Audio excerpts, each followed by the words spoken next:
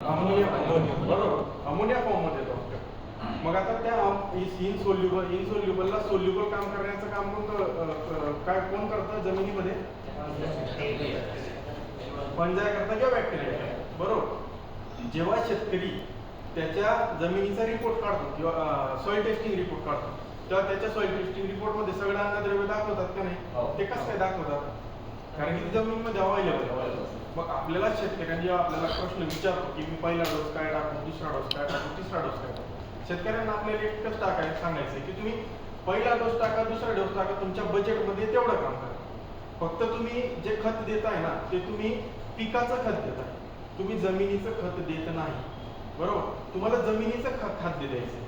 जेव्हा तुम्ही जमिनीचं खाद्य देणार, तुमची जमीन सुपीक करणार ना, तेव्हाच तुम्ही पिकाचं जे खाद्य देताय ना ते पिकाला भेटणार.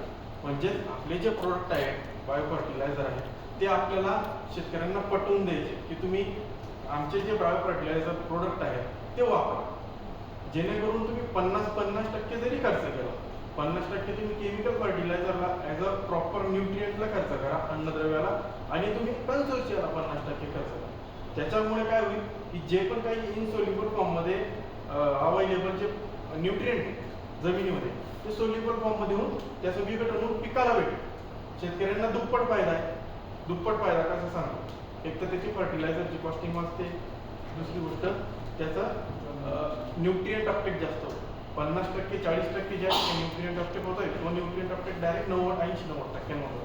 हाच कन्सेप्ट मी तुम्हाला सांगायला आलेलो होतो. बाकी सेलिंग कशी करायची, प्रोडक्ट इन्फॉर्मेशन कशी द्यायची, डीलर हँडलिंग कशी करायची, ॲक्टिव्हिटी कशी करायची, आपण एक्सपिरियन्स पर्सन आहेत, आपल्याला सगळ्यांना माहितीच आहे. फक्त मी या प्रकारची इन्फॉर्मेशन द्या अशी माझी इच्छा आहे.